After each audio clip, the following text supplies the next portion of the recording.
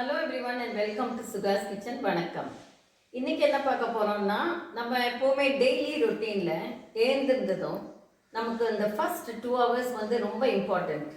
Because ஒவ்வொருத்தர் 5:30க்கு எங்களை மாதிரி எழுந்திருப்பா. சில பேர் வந்து நைட் ஷிஃப்ட், நைட் டியூட்டி, இல்லைன்னா கொஞ்சம் லேட்டாக தூங்கினவா, எல்லாம் கொஞ்சம் லேட்டாக எழுந்திருக்கலாம். பட் வாட் எவர் டைம் எப்போ எழுந்திருக்கிறோமோ அந்த எழுந்திருந்த அப்புறம் அந்த ஃபர்ஸ்ட் 2 hours கொஞ்சம் ப்ரொடக்டிவ் ஒர்க்கப் பண்ணிட்டா அந்த ஹோல் டே யூ காங்கர். அது ஒரு மாதிரி ஸ்மூத்தாக போகும் உங்களுக்கு. இது ஏன்னா அந்த மார்னிங் நம்ம எழுந்திருந்து மைண்டில் ஒன்றுமே இருக்காது, ஃப்ரெஷ்ஷாக இருக்கும் மைண்டு தூங்கி எழுந்திருந்து.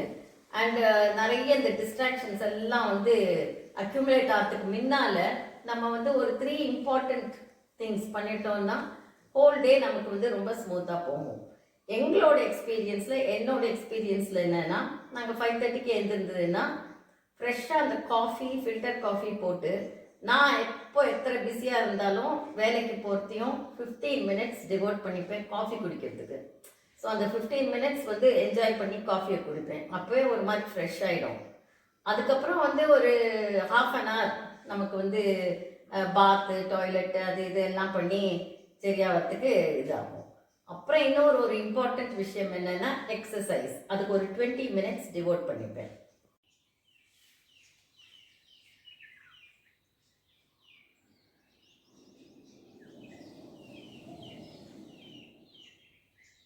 அண்ட் நெக்ஸ்ட் 20 minutes என்னன்னா, நம்ம அன்னைக்கு என்ன ஒரு இம்பார்ட்டண்ட் ஒர்க் பண்ணணுமோ அதை வந்து எழுதி வச்சுட்டு வரணும். ஸோ என்னோட விஷயத்தில் நான் வந்து ஸ்கூலில் டீச் பண்ணிட்டு இருக்கிறத இது லெசன் பிளான் ஆஃபீஸில் கொடுக்கணும், அப்புறம் ரெஜிஸ்டர் இதில் கொடுக்கணும், அட்டெண்டன்ஸ் ரெஜிஸ்டர் சப் ஆஃபீஸில், அதுக்கப்புறம் வந்து ஹோம்ஒர்க் ரெஜிஸ்டர் வந்து ப்ரைமரி ஸ்கூல் ஆஃபீஸில் கொடுக்கணும். இந்த மாதிரி ஒரு ஆர்டரில் எழுதி வச்சுட்டு என்னென்ன பண்ணணும்னு எழுதி வச்சுருவேன். அதுக்கப்புறம் அந்த வேலை வந்து ஸ்மூத்தாக போயிடும். ஓகே, இதுதான் பண்ணணும் அப்படின்னு. இப்போ வேறு யாராவது ஏதாவது பண்ணிட்டு இருக்காங்கன்னா அந்த மாதிரியும் எழுதி வச்சுக்கலாம். இப்போ ஐடி பீப்புள்னா அவள் டீம் ஒர்க்கு, டீம் அந்த இது எல்லாம் அவளோட சௌரிய பிரகாரம் எழுதி வச்சுக்கலாம். ஈவன் வீட்டில் இருக்கிறவா கூட நமக்கெல்லாம் ஒன்றுமே இல்லை, வீட்டில் தான் இருக்கோன்னே கிடையாது.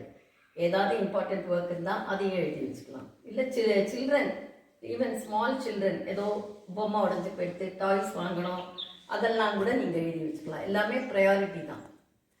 ஸோ எல்லாரோட வேலையுமே முக்கியமான வேலை தான்.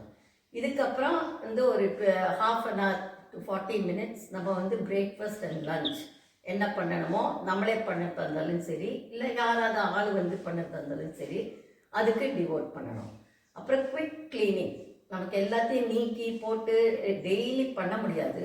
ஸோ அதுக்கு ஒரு 10 minutes of cleaning, surface cleaning, floor, walls, அப்புறம் வந்து டைனிங் டேபிள், சேர்ஸு எல்லாத்தையும் ஒரு குவிக் கிளீனிங் பண்ணிட்டு போனால் நமக்கு ஒரு சாட்டிஸ்ஃபேக்ஷன் இருக்கும். ஒரு மார்னிங் ஒரு 2 hours கண்டினியூஸாக ஒரு ப்ரொடக்டிவ் ஒர்க் பண்ண ஒரு சாட்டிஸ்ஃபேக்ஷன் இருக்கும். இப்போ இங்கே வந்து ஏலகிரியில் இந்த மாதிரி சின்ன ஒரு ஹோம் பேஸ்ட் சேல்ஸ் ஏன் ஆரம்பித்தோம்னா, இதில் வந்து ஒரு சின்ன கதை இருக்குது. நாங்கள் வந்து மரம் எல்லாம் போட்டு, மாங்காய் மரம், ஸ்டார் ஃப்ரூட்டு, ஜாக் ஃப்ரூட் எல்லாம் போட்டு ஒரு 7 வருஷத்துக்கு அப்புறம் எல்லாமே காய்க்க ஆரம்பிச்சது. ஸோ ஃபஸ்ட் இயர் அது காய்ச்சோடனே ரொம்ப எக்ஸைட்டடாக இருந்தது எங்களுக்கு. நிறைய மாங்காய் காய்ச்சிருக்கு, அதுலேயே மாம்பழம் சாப்பிடலாம், எல்லாருக்கும் கொடுக்கலாம் அப்படின்னுட்டு வெயிட் பண்ணோம். மலை மேலே எப்போவுமே லேட் ஃப்ரூட்டிங் தான். ஸோ ஒரு மே எண்டு ஜூன் தான் மாங்காயெல்லாம் காய்க்கும் இங்கே மலை மேலே. ஸோ அந்த மாதிரி காய்ச்சிட்டு நிறைய காய்ச்சிருந்தது. எல்லாம் பழமாக்கட்டும், நம்ம வந்து பழுத்தப்புறம் நம்மளும் சாப்பிட்டு பெங்களூருக்கு, சென்னைக்கு எல்லாம் அனுப்பலாம், எல்லாரோடையும் ஷேர் பண்ணிக்கலாம்னு நினச்சிருந்தோம். அதுக்குள்ளே வந்து ஜூன் ஜூலைன்னு ஒரு மழை வந்தது. மழை வந்தோடனே அதுவும் தெரியல எங்களுக்கு. மழை வந்தோடனே நாங்கள் பாட்டுக்கு சும்மா இருந்தோம். அப்புறம் பழுத்தப்புறம் எல்லா பழத்தையும் எடுத்தால் எல்லாமே அழுகி இருந்தது, ஒரு பழம் கூட கிடைக்கல எங்களுக்கு. அப்புறம் எல்லாரும் சொன்னால், ஐயோ மலை மேலே பழம் வந்து பழுக்காது, அழுகி போயிடும். பிகாஸ் லேட்டாக காய்க்கிறதுனால மழையும் வந்துடுறதுனால அது மழைப்பட்டு அழுகி போயிடும், இங்கே பழமாகவே ஆகாது சாப்பிட்ற மாதிரி. சரி, அந்த வருஷம் அப்படி வேஸ்ட்டாக போச்சு.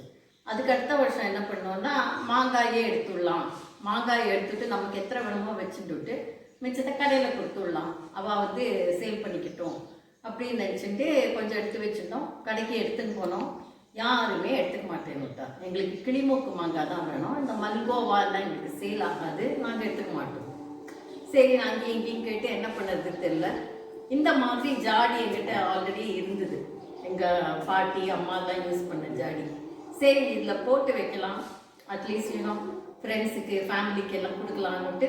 யார் வந்தாலும் அப்போ பாட்டில்ஸ் கிடையாது, பிளாஸ்டிக்கில் போட இஷ்டம் இல்லை. ஸோ வாழை இலையில் பொதிஞ்சு அதை பேப்பரில் இது பண்ணி வாழை இலை லீக் ஆகாதிக்கு பார்த்து போட்டு எல்லாம் பண்ணோம். அப்புறம் அப்படி நடந்து போவா டூரிஸ்ட் இங்கே, அவள்கிட்டலாம் கேட்போம், வீட்டில் போட்ட பிக்கல் இருக்குது எடுத்துக்கிறீங்களா ஒரு சில பேர் எடுத்துக்கிறோம்பா, சில பேர் ஒரு மாதிரி எதுக்கு இப்படி கொடுக்குறா அப்படின்னுட்டு வேண்டாம் நாங்கள் சாப்பிட்றதில்லன்னுட்டு போயிடுவா. அப்படியே அது போச்சு. ஆனால் ஜாடி ஜாடியாக இருந்தது, மிஞ்சியும் போச்சு. ஸோ எல்லாத்தையும் இந்த ஜாடி எல்லாம் காரில் தூக்கி போட்டுட்டு அங்கே பெங்களூருக்கு கொண்டு போய் ஒரு மாடி ஏற்றி அங்கே ஃப்ரெண்ட்ஸுக்கெல்லாம் டிஸ்ட்ரிபியூட் பண்ணிட்டு வந்தோம். 3rd இயர் எங்களுக்கு கொஞ்சம் கூட இதை பற்றி தெரிஞ்சது. ஸோ என்ன பண்ணோம்னா இந்த மாதிரி பாட்டில்ஸ் ஆர்டர் பண்ணோம்.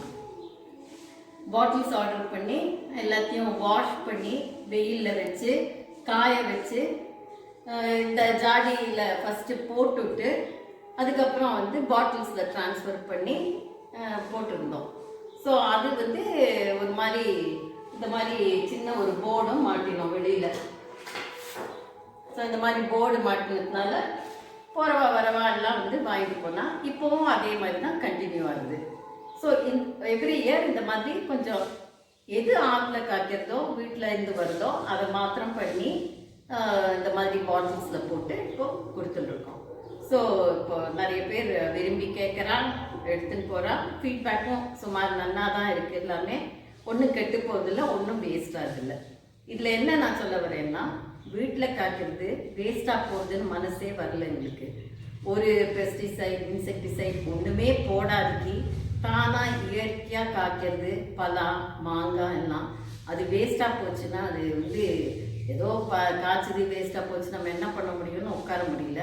அது எல்லாருக்குமே அந்த மாதிரி தான் இருக்கும். ஸோ அது வேஸ்ட் ஆகாதிக்கு எல்லாருக்கும் ரீச் பண்ணுறது எங்களோட ரொம்ப பெரிய சாட்டிஸ்ஃபேக்ஷன். எல்லோரும் கேட்குறதும் சந்தோஷமாக தான் இருக்குது. இதில் பலாவில் இந்த வருஷம் சக்கவரட்டி பண்ணினோம். சக்கவரட்டி ரொம்ப பாப்புலராக எல்லாருமே கேட்டு ஈவன் டூரிசம் வாங்கிட்டு போனால் நிறைய பேர் வாங்கிட்டு போனால் அந்த சக்கவரட்டியில் நீங்கள் சக்கை ஜாமாகவும் சாப்பிடலாம், சக்கவரட்டியாகவும் சாப்பிடலாம். ப்ளஸ் ஒரு பெரிய டெலிகசி கேரளாவில் என்னென்னா சக்க பிரதமன், அது எப்படி பண்ணுறதுன்னு காட்டுறேன். ஸோ இந்த சக்கை வரட்டியை வச்சுட்டு நம்ம அதை பிளெயினாகவும் சாப்பிட்லாம். பட் ஒரு ரொம்ப நல்ல டெலிகசி நான் சொன்னேன்னே அந்த சக்க பிரதமன் சக்க பாயசம், இது கேரளாவில் ரொம்ப பாப்புலர். இந்த மாதிரி ஓல்ட் ட்ரெடிஷ்னல் ரெசிபிஸ் எல்லாம் நம்ம மறக்காதிக்கு நம்ம குழந்தைகளுக்கும் காட்டணும், அவள் டேஸ்ட்டும் பண்ணணுங்கிறதுனால இந்த ரெசிபியை நான் ஷேர் பண்ணுறேன். இந்த சக்கை வரட்டி வீட்டில் காய்ச்ச பலாவை நான் எடுத்து இந்த மாதிரி பண்ணியிருக்கேன். ஸோ இந்த ரெசிபி ஆல்ரெடி நான் போஸ்ட் பண்ணியிருக்கேன். இது சுமார் ஒரு 1.5 பலாவில் வந்த அளவு இது. ஸோ இதெல்லாம் இந்த மாதிரி பேக் பண்ணி வச்சுருக்கோம் பாட்டிலாக. இது 400 கிராம்ஸ் இருக்குது. 400 கிராம்ஸ்க்கு 350 ருபீஸ்னு போட்டிருக்கோம். ஸோ அந்த மாதிரி சக்கை வரட்டியில் என்ன பண்ணலான்னா இந்த மாதிரி ஒரு 1/2 கப் மெஷர் அந்த அளவுக்கு சூடாக இந்த கெட்டிலையோ இல்லைன்னா நீங்கள் இதுலேயே பாயில் பண்ணாலும் பரவாயில்ல, சூடாக தண்ணியை விட்டு கொஞ்சம் அது கொதிச்சதும் ஒரு 2 டீஸ்பூன் ஃபுல்லாக சுமார் 160 கிராம்ஸ் இருக்குது சக்கவரட்டி, 140 கிராம்ஸ். ஸோ இந்த ஹீட் டீஸ்பூன் இந்த மாதிரி எடுத்துக்கலாம். ஸோ அந்த மாதிரி இந்த 1 கப் தண்ணியில் சுடு தண்ணியில் போட்டு வச்சேன்னா அது ஒரு 5 மினிட்ஸில் கரைஞ்சி போயிடும். பிகாஸ் இது ரொம்ப சாஃப்டாக இருக்குது. ஸோ 5 மினிட்ஸில் சுடு தண்ணியில் போட்டால் கரைஞ்சி போயிடும். அதுக்குள்ளே நீங்கள் என்ன பண்ணலான்னா இந்த மாதிரி பல்லாக தேங்காயை கட் பண்ணி கொஞ்சம் கேஷ்யூவும் கட் பண்ணி வறுத்து வச்சுக்கலாம் இந்த மாதிரி. அப்புறம் தேங்காயை துருவியோ இல்லைன்னா இந்த மாதிரி கட் பண்ணியோ கொஞ்சமாக தண்ணியை விட்டு அரைச்சி அதை இந்த மாதிரி ஃபில்டர் பண்ணி வச்சுட்டேன்னா தேங்காய் பால் ஃப்ரெஷ்ஷாக ரெடியாக இருக்கும். அந்த தேங்காய் பால் எடுத்துவிட்டு அந்த சக்கையை தூக்கி போட்டுடலாம். ஸோ இது சூடாக கரைஞ்சாச்சு. இப்போது அந்த 2 டீஸ்பூன் சக்கை வரட்டி 1 கப் தண்ணி ஃபுல்லாக சுடுதண்ணியை விட்டு இந்த பாயிலிங் வாட்டர்லேயும் விடலாம், இல்லைன்னா நான் கெட்டிலேருந்து விட்டேன். 5 மினிட்ஸில் கரைஞ்சி போயிடுது. இப்போ இதில் வந்து இந்த தேங்காய் பாலை விடலாம் அண்ட் இந்த நட்ஸை போடலாம்.